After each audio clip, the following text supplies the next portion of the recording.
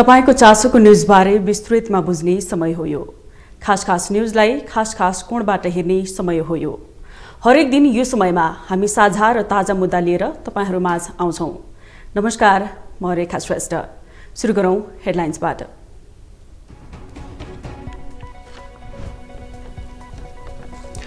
शिखर organisation र भारत स्थित Kashi Vishweshwara mineral beige 42 अर्ब लगानी सम्झौता। नेपाल बजार तथा उद्योग विस्तारमा आक्रामक बन्ने रणनीति। उपनिर्वाचनका 3वटै क्षेत्रमा मंसिर 4 को भन्दा कम मत खसेको निर्वाचन आयोगको भनाई। सर्वदलीय बैठकपछि आजैबाट मतगणना सुरु हुने जानकारी।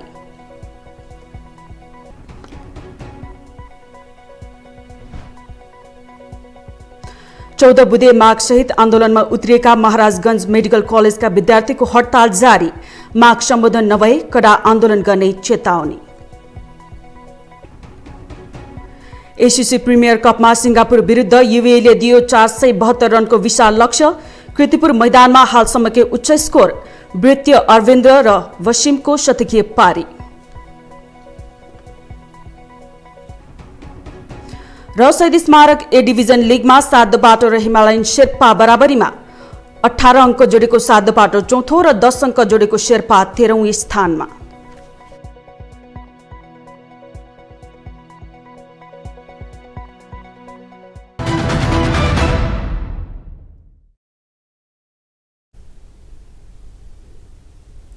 शिखर अर्गनाइजेसन र भारत स्थित Kashi Vishweshwara mineral private limited बीच लगानी सम्झौता भएको छ। यसैगरी काशी विश्वेश्वरा मिनरल प्राइभेट लिमिटेडले शिव शिखर बहुद्देश्य सहकारी लिमिटेड एवं तुलसी बहुद्देश्य सहकारी लिमिटेडसँग पनि छुट्टै लगानी सम्झौता गरेको छ। झण्डै 42 अर्ब लगानीको यो सम्झौताले शिखर अर्गनाइजेसनको उत्पादनको बजारीकरणमा थप लाभ पुग्ने अपेक्षा गरिएको छ। एक रिपोर्ट। शिखर अर्गनाइजेसन र भारत स्थित Kashi Vishweshwara mineral private limited बीच लगानी सम्झौता भएको छ। सम्झौता बमोजिम भारत स्थित काशी विश्वेश्वरा प्राइभेट लिमिटेडले 1600 करोड भारतीय रुपैयाँ अर्थात 2560 करोड नेपाली रुपैयाँ लगानी गर्ने भएको छ। काशी विश्वेश्वराले 2023 अप्रिलमा 300 करोड लगानी गर्नेछ। यसैगरी 2023 जुलाई महिनामा अर्को 300 करोड, 2023 अक्टोबर महिनामा 500 करोड र बाँकी 500 करोड 2023 को डिसेम्बर महिनामा लगानी गर्नेछ। यसरी गरिने सबै लगानी स्वच्छ, पारदर्शी र भारविहीन हुनेछ। दुई संस्था बीच भएको लगानी सम्झौताले नेपाल स्थित शिखर अर्गनाइजेसनको उत्पादनहरूको थप बजारीकरणमा लाभ हुने अपेक्षा गरिएको छ। यसैगरी काशी विश्वेश्वरा मिनरल प्राइभेट लिमिटेडले शिव शिखर बहुउद्देश्य सहकारी लिमिटेड एवं तुलसी बहुउद्देश्य सहकारी लिमिटेडसँग पनि छुट्टै लगानी सम्झौता गरेको छ। सम्झौता बमोजिम भारत स्थित काशी विश्वेश्वरा प्राइभेट लिमिटेडले 1000 करोड भारतीय रुपैयाँ अर्थात 1600 करोड नेपाली रुपैयाँ लगानी गर्ने भएको छ। काशी विश्वेश्वराले 2023 अप्रिलमा 300 करोड लगानी गर्नेछ। यसैगरी 2023 जुन महिनामा अर्को 300 करोड र 2023 सेप्टेम्बर महिनामा बाँकी 400 करोड लगानी गर्ने सम्झौतामा उल्लेख छ। शिखर अर्गनाइजेसनले दाल, चामल, चिनी, मह, पिठो, चकलेट, खानेपानी, अचार लगायतका कृषि, खाद्यान्न, व्यापारिक केन्द्र र सहकारी संस्था सञ्चालन गर्दै आएको छ। अर्गनाइजेसनले देशका विभिन्न शहरमा गार्डन मार्टको नाममा 20 वटा भन्दा बढी डिपार्टमेन्टल स्टोर सञ्चालन गर्दै आएको छ। यी संस्थाहरूले स्वदेशी उत्पादनको प्रोत्साहन, बजारीकरण र रोजगार प्रवर्धनका साथै स्थानीय स्तरमा सामाजिक उत्तरदायित्व वहन गर्दै आएको छ। शिखर अर्गनाइजेसनको छातामुनि देशभरिमा 41 वटा व्यावसायिक संस्थाहरू सञ्चालनमा छन्। अर्गनाइजेसन काशी विश्वेश्वरासँग भएको यो सम्झौताले शिव शिखर र तुलसी बहुउद्देश्य सहकारी लिमिटेडसँगको अवस्थामा सुधार आउने अपेक्षा गरिएको छ। यसका साथै आर्थिक मन्दीका कारण दुवै संस्थामा देखिएको आर्थिक संकट पनि अन्त्य हुने जनाउँदै बचतकर्तालाई नआतिन समेत आग्रह गरिएको छ। यसैगरी ललित प्रसाद काशीको स्वामित्वमा सञ्चालित भारतको तेलंगाना स्थित हैदराबाद प्रधान कार्यालय रहेको काशी विश्वेश्वरा प्राइभेट लिमिटेडले हेमाटाइट, म्याग्नाटाइट, लिमोनाइट, साइड्राइट जस्ता फलाम अयस्कहरू उत्खनन गर्दै आएको छ। भारत मात्र नभई विश्व बजारमा संस्थाले आफ्नो उत्पादनको बजारीकरण गर्दै आएको छ। दुई संस्था बीच भएको लगानी सम्झौतामा काशी विश्वेश्वराले शिखर अर्गनाइजेसनको 80% सेयर समेत खरिद गर्नेछ। यसका साथै लगानीकर्ता संस्था अन्तर्गत रहेर बजारीकरणको आगामी नीति तय गर्नेछ। सम्झौताले शिवशिखर बहुउद्देश्य सहकारी लिमिटेड एवं तुलसी बहुउद्देश्य सहकारी लिमिटेड र भारत स्थित काशी विश्वेश्वरा मिनरल प्राइभेट लिमिटेडका उत्पादन विश्व बजारमा पुग्न सहज बनाउने अपेक्षा गरिएको छ। प्रतिनिधि सभाको उपनिर्वाचन भएका 3वटै क्षेत्रमा मङ्सिर 4 भन्दा कम मत खसेको निर्वाचन आयोगले जनाएको छ। निर्वाचन आयोगको प्रारम्भिक तथ्याङ्क अनुसार तनहुँमा सबैभन्दा कम 51% मत खसेको छ। तनहुँमा यसअघि 54.3% मत खसेको थियो। मङ्सिर 4 को निर्वाचनमा सत्ता गठबन्धनबाट नेपाली कांग्रेसका रामचन्द्र पौडेल निर्वाचित भए, तर उनी राष्ट्रपति बनेपछि उपनिर्वाचन भएको हो। यस उपनिर्वाचनमा कांग्रेसका तर्फबाट सत्ताधारी दलको समर्थनमा गोविन्द भट्टराई उम्मेद्वार छन्। उनलाई रासपाका सोडेम वाग्ले र एमालेका सर्वेन्द्र खनालले चुनौती प्रस्तुत गरेका छन्। यसैगरी चितवनमा यसपल्ट 60% मत खसेको छ। मङ्सिर 4 मा 67.63% मत खसेको थियो। राष्ट्रिय स्वतन्त्र पार्टीका सभापति रवि लामिछानेले नै उक्त निर्वाचन क्षेत्रमा जितेका थिए। नागरिकता विवादमा अदालतले उनको सांसद पद खारेज गरेपछि फेरि चुनाव भएको हो। रविलाई यसपल्ट सत्ता गठबन्धनबाट कांग्रेसका जितनारायण श्रेष्ठ र एमालेका रामप्रसाद न्यौपानेले चुनौती दिएका छन्। 12/2 मा 61% मत खसेको छ। यसअघि 63.56% मत खसेको थियो। 12/2 बाट मङ्सिर 4 मा जनता समाजवादी पार्टीका रामसाहेब प्रसाद यादवले चुनाव जितेका थिए। यादव उपराष्ट्रपति भएपछि सोही पार्टीका अध्यक्ष उपेन्द्र यादव उक्त क्षेत्रबाट उम्मेद्वार छन्। उनलाई जनमत पार्टीका शिवचन्द्र कुशवाहा, रासपाका रमेश खरेल र एमालेका पुरुषोत्तम पौडेलले चुनौती दिएका छन्।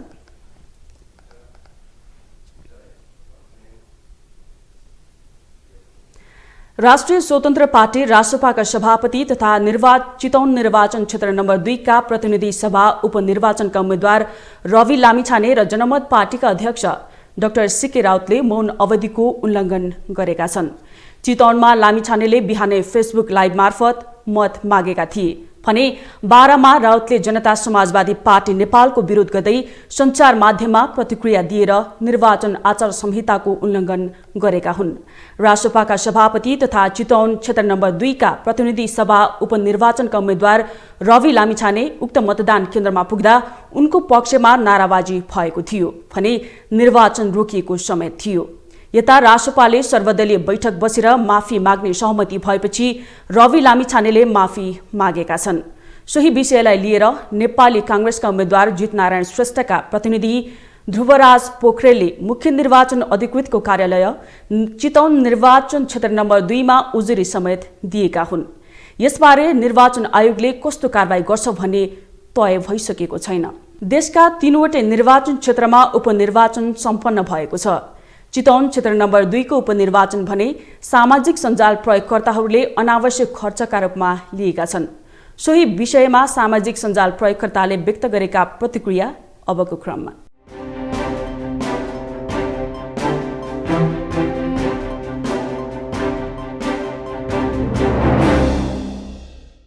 सामाजिक सञ्जाल प्रयोगकर्ता कमल गुरुङ लेख्छन्, चितवनको उपनिर्वाचन हुनुमा के रविको मात्रै दोष हो र तत्कालीन मतदान अधिकृत निर्वाचन आयोगले चाहिँ आफ्नो जिम्मेवारी पूरा गर्नु पर्दैन थियो?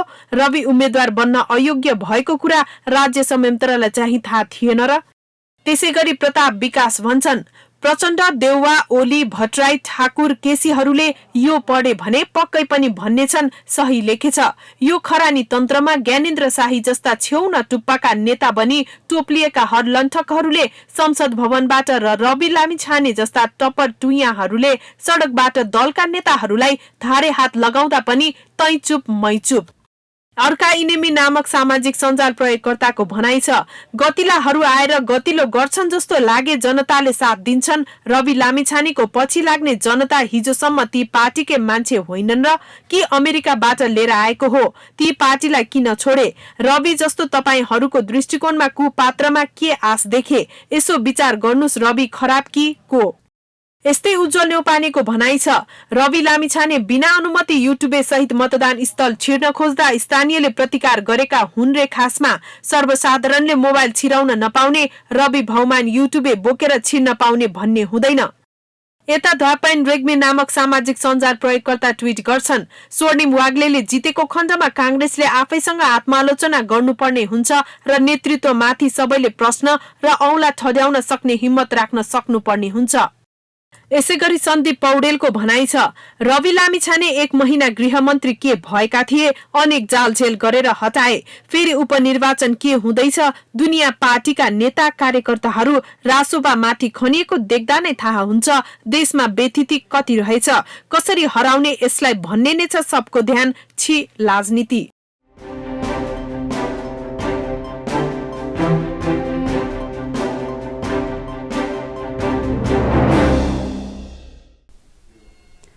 प्रधानमन्त्री पुष्पकमल दाहालले देशलाई नयाँ आशा र विश्वास दिने गरी सरकारले आगामी आर्थिक वर्षको नीति, कार्यक्रम र बजेट ल्याउने बताएका छन्।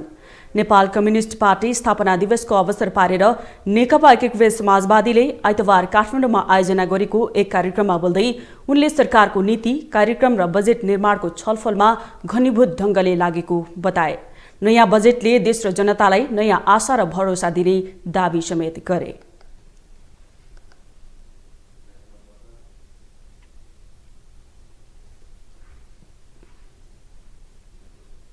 हामी अहिले अब सरकारको नीति, कार्यक्रम र बजेटको तयारीमा अलि घनीभूत रूपले जुटी पनि राखेका छौँ, जुट्न आवश्यक पनि छ।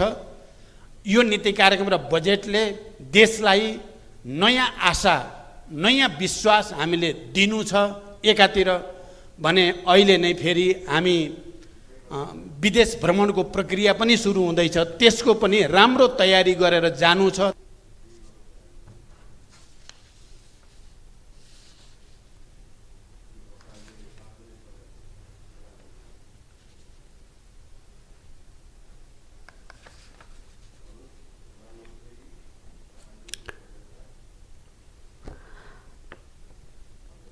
प्रधानमन्त्री दाहालले देश र जनताको हितमा काम गर्नका लागि देशभक्त क्रान्तिकारी कम्युनिस्ट पार्टीहरूबीच एकता गरेर जानुको विकल्प नरहेको पनि बताए।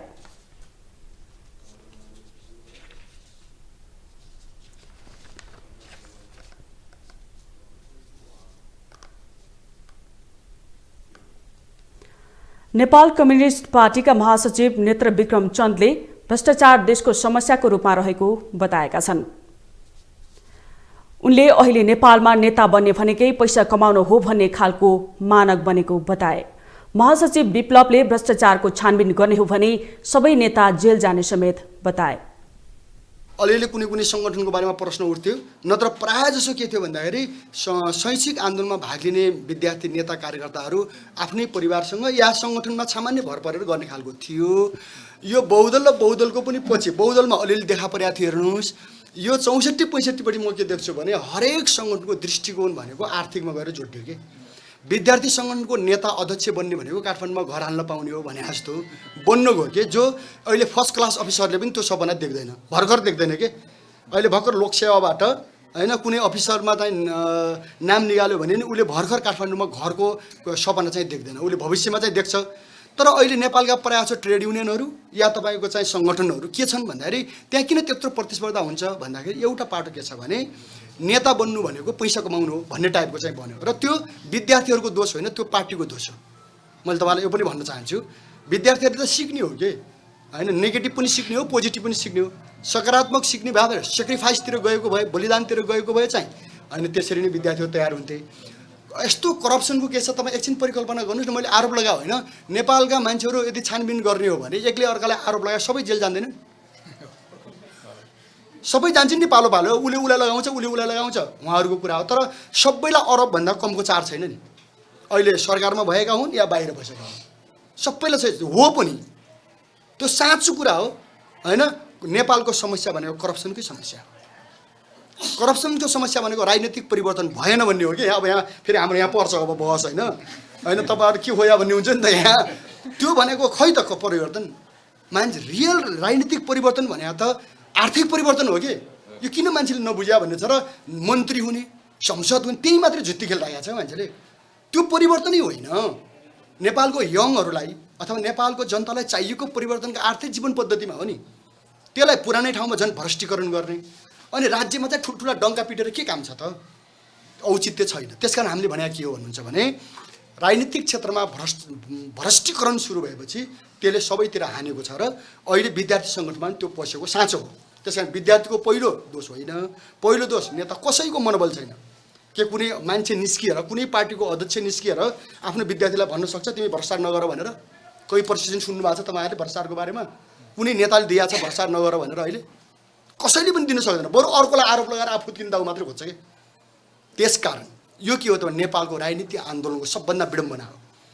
केही नेताहरू होलान्, फेरि यिनीकी नेता म भन्ने सबै त होइन है, केही त होलान्, फेरि छन् पनि होइन, यो टाइपको हो हेर्नुहोस्। त्यसैले विद्यार्थीलाई दोष त होइन, हाम्रो सङ्गठनमा चाहिँ त्यो छैन। म यति चाहिँ भन्छु, हाम्रै पहिला तपाईँको पञ्चायतमा लड्दा जस्तोको आदर्श त हाम्रैमा पनि अहिले छैन। त्यो दाबी म गर्दिनँ किनकि एउटा खालको परिवेश छ। तर यति चाहिँ म भन्न सक्छु कि हाम्रो सङ्गठन हाम्रो पार्टीमा करप्सन चाहिँ छैन होइन। त्यो चाहिँ एकदम सत्य कुरा हो। र स्टुडेन्ट हाम्रो सङ्गठनमा विद्यार्थी सङ्गठनमा पनि कुनै पनि हाम्रो नेताले अहिले काठमाडौँमा घर हालेर बस्ने सपना चाहिँ देखेको होला भन्ने म चाहिँ त्यति चाहिँ भन्न सक्छु। त्यो छैन है, यति चाहिँ भन्दैन। अब पैसा उठाएको छन् कि छैन? पैसा त पक्कै उठा होलान्, यो चाहिँ म भन्दैछु। फेरि चाहिँ पैसा उठाएका छन्, किन काठमाडौँ बस्छन्, सारा गर्छन्, यता गर्छन्, उता गर्छन्। घरबाट अहिलेको जीवन त्यति बेला हाम्रो चल्थ्यो, फेरि अहिले चल्नेवाला पनि छैन। समाज त्यति बेला त हामी घरैबाट चामल लिएर खान्थ्यौँ होइन, पैदल हिँड्नु पर्थ्यो धेरै। अब हामी रोल्पा चढ्नु पऱ्यो भने चाहेर पनि गाडी थिएन, चामल झोलामा हालेर घर अथवा थोत्रो पैसा तिरेर चिने जानेका घरमा बास बस्दै 3-4 दिनमा हामी पुग्नु पर्यो, देशैभरि त्यो थियो। अब अहिले त त्यो चाहना पनि छैन नि। अहिले काठमाडौँ आउन, कर्णालीबाट काठमाडौँ आउनु पऱ्यो भने आउने मात्रै त चाहिन्छ। आउने जाने 20,000को प्लान को किसानसँग छ अहिले? त्यो क्यास 20,000 गाह्रो छ नि। यतापट्टि राज्यले हाम्रो चाहिँ उत्पादन क्षेत्रमा कमजोर हुँदै गएको छ। यस्ता खालका जटिलताले पनि चन्दा माग्नु विद्यार्थीको अलिअलि अब बाध्यता पनि होला। खैर त्यो मात्रै होइन कि हाम्रा अरू पनि योजना होला। त्यसकारण तर हाम्रो दृष्टिकोण के छ भने होइन कि यो तपाईँको चन्दा माग्ने, थर्काउने, बल प्रयोग गर्ने यो चाहिँ गलत हो, त्यो गर्नु हुँदैन। अहिले हामीले उद्योग व्यवसायी साथीहरूसँग पनि आग्रह गरेका छौँ, हाम्रो नीति भनेको चन्दा मागेर खाने नीति होइन, सहकार्य गर्ने नीति हो। यो तपाईँहरूले भनिदिनुहोस्। शैक्षिक क्षेत्रमा पनि त्यही हो। शैक्षिक क्षेत्रमा पनि आलोचना गर्ने, दबाब दिने, बल प्रयोग गर्ने मात्रै होइन, सहकार्य गर्ने नीति हाम्रो छ अहिले होइन। चाहे निजी क्षेत्र होस् चाहे सरकारी क्षेत्र, सरकारी क्षेत्रसँग त हामीले जोड गरेकै विषय भइहाल्यो। तपाईँलाई न्युज इनसाइडमा पुनः जोड्नेछौँ। प्रविधिको विकास र विस्तारले समग्र विश्वलाई एउटा गाउँमा परिणत गर्दै लगेको छ। प्रविधिको विकासले मानवीय गतिविधि समेत प्रविधिमा रूपान्तरण हुँदै गइरहेका छन्। प्रविधिको प्रयोग विश्वव्यापी रूपमा विस्तार भइरहेका बेला यसको दुरुपयोग पनि उत्तिकै बढ्दो छ। एक रिपोर्ट। विश्वव्यापी रूपमा प्रविधिको बढ्दो दुरुपयोग समग्र विश्वका लागि नै चुनौती बनेको छ। प्रविधिको दुरुपयोगबाट हुने साइबर अपराधको निशानामा हरेक क्षेत्र र उमेर समूहका व्यक्ति पर्ने गरेका छन्। साइबर अपराधको शिकार व्यक्ति विशेष मात्र छैनन्, समाज र राष्ट्रकै लागि पनि चुनौती थपेको छ। इन्टरनेट क्षेत्रमा सबैको पहुँच पुग्नु राम्रो भए पनि यसको जोखिमको क्षेत्र पनि बढ्दै गएको छ। सूचना प्रविधिको विकासले विद्युतीय माध्यमबाट डिजिटल कारोबार एवं भुक्तानी तथा ब्याङ्किङ सेवाको प्रयोग झन विस्तार हुँदै गएको छ। धेरैजसो सरकारी गैर सरकारी संघ संस्था व्यापारिक प्रतिष्ठानहरूले इन्टरनेटमा उपस्थिति जनाइसकेका छन्। यस्तो अवस्थामा साइबर अपराधको ग्राफ पनि बढ्दो क्रममा छ। अब यो साइबर अपराध आफैमा इन्टरनेसनल अपराध हो होइन, यसको बोर्डर हुँदैन। नभइसकेपछि यो जहीँबाट पनि गर्ने भएकोले एउटा चाहिँ राज्य विरुद्धको पनि हुनसक्छ। जस्तै हाम्रा सिस्टमहरू, नेटवर्कहरू अथवा हाम्रा जुन डेटाहरू छ त्यो डेटाहरूलाई एक्सप्लोइट गर्नको लागि, क्षति पुर्याउनको लागि अथवा जुन हामीले सेवा अथवा नेपाल सरकारले दिइरहेको सेवाहरूलाई नै अवरुद्ध गर्न सक्ने कतिपय अवस्थामा त्यो कुराहरूको माथिको एट्याक छुट्टै हुन्छ। त्यो चाहिँ खासमा ट्रु साइबर अपराध जुन हामीले भन्छौँ, वास्तवमा मैले जुन टार्गेटको हिसाबमा भनेको थिएँ त्यो अपराधहरू पनि विगतमा केही घटनाहरू देखिया छ। चालू आर्थिक वर्षको 8 महिनामा मात्र साइबर ब्युरोमा 5000 उजुरी दर्ता भएका छन्। प्रहरीसम्म नपुगेका साइबर अपराध सम्बन्धी घटनाहरू अझै धेरै हुन सक्ने प्रहरीको भनाइ छ। यसरी परेका उजुरीहरू मध्ये सामाजिक सञ्जालबाट जोडिएका घटना सबैभन्दा धेरै छन् भने त्यसपछि आर्थिक रूपमा जोडिएका घटनाहरू छन्। सामाजिक सञ्जालमा अन्य व्यक्तिको नाम तथा तस्बिर प्रयोग गरेर बदनाम गरिदिने, इमेल तथा अन्य सामाजिक सञ्जाल मार्फत धम्की दिने, अपहरण गरेर फिरौती माग गर्ने, नगद माग गर्ने, विभिन्न किसिमका नग्न तस्बिरमा व्यक्तिको मुहार जोडी इन्टरनेटमा राख्ने, सरकारी तथा अन्य संस्थाहरूको वेबसाइट ह्याक गर्ने जस्ता घटनाहरू भइरहेका छन्। उजुरीको संख्या हेर्दाखेरि अब अहिलेसम्मको आर्थिक वर्षको 8 महिनामा 5000 लगभग पुगिसक्यो। अब यो 5000 को उजुरीकोलाई चाहिँ थोरै एनालाइसिस गर्दा सबभन्दा बढी 18% जति चाहिँ आइटी रिलेटेड फिनान्सियल अपराध अथवा प्रविधिजन्य अथवा सम्बद्ध फिनान्सियल अपराधहरू देखिन्छ, आर्थिक अपराधहरू देखिन्छ। त्यसपछि रिभेन्ज पोर्न भन्ने नेपालमा इन्टरनेट प्रयोगकर्ताको संख्या करिब 2.5 करोड रहेको अनुमान छ। प्रविधि सँगसँगै अनलाइन सेवाको विकास र विस्तार पनि बढ्दो छ। प्रविधिको दुरुपयोगले सर्वसाधारणदेखि विभिन्न संघ संस्थाहरू साइबर अपराधको शिकार भइरहेका छन्। महाराजगञ्ज मेडिकल कलेजका विद्यार्थीहरूका माग सम्बोधन नगरेको भन्दै विद्यार्थीहरू आन्दोलित बनेका छन्। उनीहरूले 14 बुँदे माग अघि सारेका छन्, तर क्याम्पस प्रशासनले हालसम्म सुनवाई नगरेको विद्यार्थीहरूको भनाइ छ। एक रिपोर्ट। छात्रावासको समस्या हल गर्नुपर्ने, शैक्षिक कार्यक्रमहरू समयमै सक्नुपर्ने लगायतका माग राखेर महाराजगञ्ज मेडिकल कलेज सोभियुका विद्यार्थीहरू 14 दिन यता आन्दोलनमा छन्। कुनै पनि माग सम्बोधन नभएपछि उनीहरूले कलेज डिनको कार्यालयमा तालाबन्दी समेत गरेका छन्। माग सम्बोधनमा कलेजले चासो नदिएको विद्यार्थीहरूको गुनासो छ। हामीले 6 महिना अगाडिदेखि नै यी सम्पूर्ण मागहरू लिएर हामी डिन कार्यालयमा हामी एउटा सिआर मार्फत चाहिँ हामी निवेदन दिएर विज्ञप्ति दिएर हामीले चाहिँ एकदम प्रयास गरिएका थियौँ। तर त्यो संवाद मार्फत हामीले जुन कुराहरू हामीले राख्यौँ त्यस्ता कुराहरू उहाँहरूले सुनिदिनु भएन। त्यसपछि हामी सोभियु पछाडि पनि हामी 3-4 चोटि वार्तामा संवाद मार्फत नै यो समस्याहरूको समाधान हामी खोज्न चाहिँ हामी गयौँ, तैपनि उहाँहरूले चाहिँ यो कुराहरू चाहिँ मानिदिनु भएन। र अहिले चाहिँ हामी त्यसपछि तालाबन्दी गऱ्यौँ। हामीले डिन कार्यालयदेखि लिएर एउटा साङ्केतिक रूपले डिन कार्यालयदेखि क्याम्पसमा चाहिँ हामीले ताला लायौँ। त्यो ताला लाएपछि पनि उहाँहरूले चाहिँ एउटा वार्ता समिति गठन त गरिदिनु भयो, तर वार्ता समितिमा गठन गरिएको त्यो जुन हाम्रो प्राध्यापकहरूलाई राख्नुभएको थियो उहाँहरूलाई चाहिँ कुनै पनि अधिकार नदिकन वार्ता समिति गठन गर्नुभयो। हामीले यस्तो चुनाव मार्फत निर्वाचन गराएर एउटा 1300 विद्यार्थी भोटर्स भएका यो संस्थामा सम्बन्धित सोभियुको कुरा नै नसुनिदिने हो भने चाहिँ यो सोभियुको केही पनि औचित्य छैन। मागको विषयमा सोभियुले चिकित्सा शास्त्र अध्ययन संस्थान डिनको कार्यालय, परीक्षा नियन्त्रण कार्यालय, क्याम्पस प्रमुख लगायतलाई समस्या समाधानका लागि आग्रह समेत गरेको छ। जिम्मेवार निकायले मौनता सोधेको छ। विभिन्न विद्यार्थीहरूका विभिन्न मागहरूको लिएर हामीहरू क्याम्पसमा जान्छौँ र क्याम्पसले चाहिँ हामीलाई त्यो कुनै पनि किसिमको केही पनि रेस्पोन्स नदिएको वार्ता बस्दा पनि वार्ताले जब निष्कर्ष निकाल्छ नि त्यो निष्कर्ष निकाल्दा पनि डिन कार्यालयले चाहिँ त्यसलाई क्यान्सल गरिदिएको तरिकाले चाहिँ हामी चाहिँ त्यसपछि चाहिँ हामीहरू चाहिँ बस्न बाध्य भएको। हामी यत्रो दिनसम्म तालाबन्दी 14 दिन 15 दिनसम्म तालाबन्दी गर्दा पनि डिन कार्यालयले केही पनि वास्ता नगर्नु भनेको डिन कार्यालयले चाहिँ आफ्नो कार्यालय लिएर हेलचेक्राइ गरेको नै हो र यसको लागि चाहिँ विद्यार्थीहरू सबैजनालाई नराम्रो लागिरहेको छ। हरेक एक्टिभिटीहरू रोकिएको छ कि नयाँ भर्ना आएको छ, नयाँ भर्ना गरेर 3 गते 20 गतेसम्म टाइम दिएको थियो र अहिले 10 गते भइसकेको छ। त्यसमा चाहिँ डिनलाई के वास्ता छैन। यही होस्टेलकै मुद्दाका लागि हामी पटक यही मुद्दाका लागि हामी डिपार्टमेन्टसँग जाँदाखेरि डिपार्टमेन्टले चाहिँ हामीले के भन्यो भने हामीले चाहिँ हाम्रो कुरा राख्दाखेरि चाहिँ हाम्रो कुरा डिनले सुन्दैन, हामीले त्यो माग चाहिँ हामी तपाईँहरूको माग सम्बोधन गर्न सक्दैन भन्नुहुन्छ। अनि यो भनिराख्दाखेरि चाहिँ डिनले चाहिँ हाम्रो डिपार्टमेन्टकै कुरा सुन्दैन भने र हाम्रो विद्यार्थीको कुरा चाहिँ कसरी सुन्छ त? जुन चाहिँ विद्यार्थीको हक अधिकारका लागि जुन होस्टेल एउटा बस्ने व्यवस्था, छात्रावासको व्यवस्था हुनुपर्ने ठाउँमा झन् कुरै नसुन्नु भनेको यो डिनको चाहिँ एउटा भनौँ न कस्तो किसिमको कार्य हो। यसप्रति हाम्रो एकदमै ध्यान आकर्षण भएको छ र आगामी दिनमा यदि होस्टेलको व्यवस्था भएन भने हामीले चाहिँ जुनसुकै किसिमको चाहिँ हामी आन्दोलन गर्न पनि पछि हट्ने छैनौँ।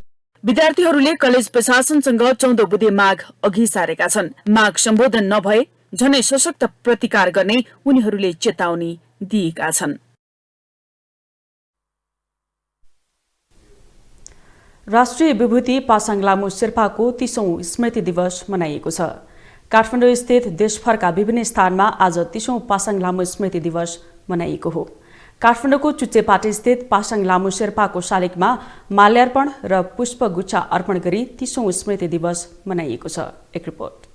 पासाङ लामो शेर्पा स्मृति दिवसको अवसरमा पासाङ लामो प्रतिष्ठानकी अध्यक्ष समेत रहेकी राष्ट्रिय विभूति शेर्पाकी छोरी आङफुटी शेर्पाले शालिगमा माल्यार्पण र पुष्पगुच्छा अर्पण गर्दै संसारभरका महिलाका लागि पासाङ लामो प्रेरणाको स्रोत भएको बताइन्। उनले फाउन्डेसनको तर्फबाट पनि हिमाल आरोहणको चाहना राख्ने महिलालाई आवश्यक सहयोग गरिरहेको र राज्यले पनि यस्ता सहयोगका कार्यमा थप अग्रसरता देखाउन आवश्यक रहेको बताइन्। उनले सरकारले देशमा नै हिमाल आरोहीलाई सम्मान गर्नुपर्ने बताइन्। फाउन्डेसनको तर्फबाट चाहिँ हामीले उहाँ जस्तै नेपाली महिलाहरू जो चाहिँ माउन्टेनमा इन्ट्रेस्टेड हुनुहुन्छ, क्लाइम्बिङमा इन्ट्रेस्टेड हुन्छ उहाँहरूको लागि हामीले भोकेसनल ट्रेनिङ गर्छौँ, उहाँहरूको लागि उहाँलाई जुन सहयोग चाहिन्छ हामीले आफ्नो तर्फबाट हामी गर्छौँ र राज्यले पनि मलाई लाग्छ त्यस्तो कार्यक्रमहरू गरिरहेको छ। अब चाहिँ हामीले आफ्ना महिला, आफ्ना क्लाइम्बर्सहरू, आफ्नो आरोहीहरूलाई चाहिँ आफ्नो देशमा नै सम्मान गर्ने टाइम आइसक्यो र मलाई आशा छ कि त्यो काममा पनि सरकारले अलिकति ध्यान दिनुपर्छ जस्तो लाग्छ। त्यस्तै पासाङ लामो प्रतिष्ठानकी वरिष्ठ उपाध्यक्ष लाक्पा फुटी शेर्पाले पासाङ लामो शेर्पाका सपनाहरू आज आएर साकार भइरहेको देख्न पाउँदा खुसी लागेको बताइन्। उनले पासाङ लामो शेर्पाले देशका लागि केही गर्छु भन्ने भोक रहेको र उनको आत्मविश्वासलाई देखेर नै आजका महिलाहरूमा थप काम गर्ने इच्छा, चाहना र प्रेरणा प्राप्त भइरहेको बताइन्। तर अहिले आजको दिन सम्झिँदाखेरि हिजो भर्खर जस्तो लाग्छ होइन। तर अहिले चाहिँ उहाँको सपना, उहाँको एकदमै देशको लागि केही गर्छु भन्ने सपना थियो, देशको लागि नाम राख्छु भन्ने सपना थियो, आफ्नो समुदायको लागि, नेसनको लागि, सबैको लागि चाहिँ गर्छु भन्ने सपना थियो र उहाँको सपना चाहिँ जति वर्ष अगाडि चाहिँ सार्यो त्यति लाइफली एकदमै जीवित भइरहेको फिल गरिरहेको छु र आजको दिनमा उहाँको छोराछोरी, फ्यामिली सबैले झन् यसलाई चाहिँ लाइफली बनाइरहेको छ। त्यस्तै पूर्व मन्त्री कृपासुर शेर्पाले पासाङ लामो शेर्पाको स्मृति दिवस इज्जत, प्रतिष्ठा र गौरवको रूपमा मनाइएको बताए। उनले पासाङको जीवनीले नयाँ पुस्तालाई उत्साह, जोश जाँगर प्रदान गर्ने बताए। खास गरेर साहसिक पर्यटन प्रबन्धनको क्षेत्रमा एउटा नेपाली नारीको हैसियतले जुन किसिमको चाहिँ एउटा विश्व रेकर्ड कायम गर्नुभयो, त्यसले गर्दाखेरि हामी सम्पूर्ण शेर्पा मात्रै होइन यो देशका सबै नेपालीहरूले इज्जत, प्रतिष्ठा र गौरवको दिनको रूपमा यो दिनलाई मनाउने गरिरहेको छ। वर्षौँदेखि बिचमा कोभिडको समयमा यो खालको कार्यक्रम गर्न सकिएन, तर अहिले चाहिँ यसलाई अब बिस्तारै हामी साबिकमा जसरी गर्थ्यौँ त्यसरी गर्ने प्रक्रियामा छौँ र यसले गर्दाखेरि के हुन्छ भने नयाँ पिँढीलाई एउटा उत्साह, जोस, जाँगर, हौसला प्रदान गर्ने एउटा महिला नेत्रीको रूपमा हामीले पासाङ लामोलाई मान्ने गरेका छौँ। त्यस्तै खुम्बु पासाङ लामो गाउँपालिकाका अध्यक्ष मिङमा छिरी शेर्पाले पासाङ लामो शेर्पाको कदरका लागि गाउँपालिकामा संग्रहालय बनाउन लागिएको जानकारी दिए। उनको नाममा विभिन्न कोषहरूको स्थापना गरी आवश्यक परेकाहरूलाई सहयोग गर्नेतिर पनि गाउँपालिकाले योजना बनाइरहेको उल्लेख गरे। अब चाहिँ हामीले पासाङ लामो खुम्बु पासाङ लामो गाउँपालिकाको अध्यक्षको हैसियतले मैले चाहिँ खुम्बु पासाङ लामो गाउँपालिका र पासाङ लामो प्रबन्धन प्रतिष्ठान मिलेर अब उहाँको गरिमा, उहाँको महत्त्व, उहाँको जुन अदम्य साहसको कदर गर्दै आगामी दिनमा हामी थप कार्यक्रमहरू गर्नेछौँ। पासाङ लामो शेर्पा सर्वोच्च शिखर सगरमाथा आरोहण गर्ने प्रथम नेपाली महिला हुन्। उनले 2050 साल वैशाख 10 गते सगरमाथाको सफल आरोहण गरेकी थिइन्। त्यो भन्दा पहिला 3 पटकसम्म सगरमाथा चढ्ने प्रयास असफल भएको थियो। सगरमाथाको शिखरबाट श्रीमान सोनाम छिरिङसँग फर्कने क्रममा उनको निधन भएको थियो। तपाईलाई न्यूज इनसाइटमा पुनः जोड्नेछौँ। कप्तान मोहम्मद वासिम र विद्या अरविन्दको शतकमा युएईले एसीसी प्रिमियर कपको समूह बीमा आइतबार सिंगापुरलाई 201 रनले पराजित गर्यो। कीर्तिपुर स्थित रेवी क्रिकेट मैदानमा टस जितेर ब्याटिङ थालेको युएईले 50 ओभरमा सबै विकेट गुमाउनु अघि 471 रनको योगफल तयार गरेको थियो। एक रिपोर्ट। शहीद स्मारक ए डिभिजन लिगमा साधोबाटो युथ क्लबले हिमालयन शेर्पा क्लबसँग बराबरी खेलेको छ। दुई पटकको अग्रता जोगाउन नसक्दा साधोबाटो 2-2 गोलको बराबरीमा रोकिएको हो। च्यासल मैदानमा आइतबार भएको खेलमा साधोबाटोका लागि दुवै गोल दीपक राज सिंह ठकुरीले गरे। यता शेर्पाका निशान लिम्बू र सुशील राईले बराबरी गोल फर्काए। खेलको 46औं सेकेन्डमै दीपकले गोल गर्दै साधोबाटोलाई अग्रता दिलाए। 72औं मिनेटमा शेर्पाका लागि निशान लिम्बूले गोल गर्दै खेललाई 1-1 गोलको अवस्थामा ल्याए। त्यस्तै 80औं मिनेटमा दीपकले दोस्रो गोल गरे भने 83औं मिनेटमा सुशील राईले शेर्पाको लागि बराबरी गोल फर्काए। साधोबाटो 11 खेलबाट 18 अङ्क जोडेर चौथो स्थानमा रहँदा शेर्पा समान खेलबाट 10 अङ्क जोडेर 13औं स्थानमा कायम छ। भारतमा मोस्ट वान्टेडमा रहेका खालिस्तानी नेता अमृतपाल सिंह आइतबार पक्राउ परेका छन्। 36 दिनदेखि प्रहरीले खोजी गर्दै आएका खालिस्तानी नेता सिंह भारतको पन्जाबबाट पक्राउ परेका हुन्। सिंहले आइतबार मोगा प्रहरी समक्ष आत्मसमर्पण गरे लगतै उनलाई पन्जाब प्रहरीले हिरासतमा लिएको विभिन्न सञ्चार माध्यमले जनाएका छन्। लामो समयदेखि भारतीय प्रहरीको फरार सूचीमा रहेका वारिस पञ्जाब देश संगठनका नायके अमृतपाल सिंह विभिन्न शहरमा भेष परिवर्तन गरेर लुकी छिपी बस्दै आएको भने पनि प्रहरीले उनलाई फेला पार्न सकेको थिएन। उनको खोजीमा भारतका विभिन्न राज्यमा प्रहरीले सर्च अपरेसन नै चलाएको थियो। सिखका लागि पृथक देश खालिस्तानको माग अघि सारेका अमृतपाल सिंह, जसले सिङ्गो पञ्जाबमा हलचल ल्याएका थिए, सिंह विरुद्ध समाजमा शत्रुता फैलाएको, हत्या प्रयास गरेको, प्रहरीमाथि हमला गरेको र सरकारी काममा बाधा सृजना गरेको आरोप छ। अमेरिकाको सर्वोच्च अदालतले गर्भपतनमा प्रयोग हुने औषधि सम्बन्धी बन्देजलाई फुकुवा गरेको छ। गत वर्ष अमेरिकाको सर्वोच्च अदालतले देशव्यापी रूपमा गर्भपतन वैध हुने 50 वर्ष अघिको एउटा आदेशलाई उल्ट्याउँदै गर्भपतन सम्बन्धी संवैधानिक अधिकार समाप्त गरेको थियो। यससँगै अमेरिकामा 10औं लाख महिलाले गर्भपतन सम्बन्धी कानूनी अधिकार गुमाएका थिए। त्यस लगतै अमेरिकाका विभिन्न स्थानीय अदालतहरूले गर्भपतनमा प्रयोग हुने औषधिमाथि प्रतिबन्ध समेत लगाएका थिए। अहिले अमेरिकाको सर्वोच्च अदालतले औषधिमाथिको बन्देज हटाउने फैसला गरेको छ। त्यस फैसलालाई बाइडेन सरकारले सफलताको रूपमा व्याख्या गरेको छ। सर्वोच्चले निर्णय गरिसकेपछि व्हाइट हाउसले विज्ञप्ति जारी गरेर गर्भपतनका लागि प्रयोग हुने औषधि सर्वसुलभ भएको र यो महिलाका प्रजनन अधिकारका लागि सुरक्षित रहेको बताएको छ। देश विदेशका यस्तै विभिन्न विषयवस्तुसँग हामी तपाईलाई जोडिरहनेछौँ न्यूज इनसाइडमा।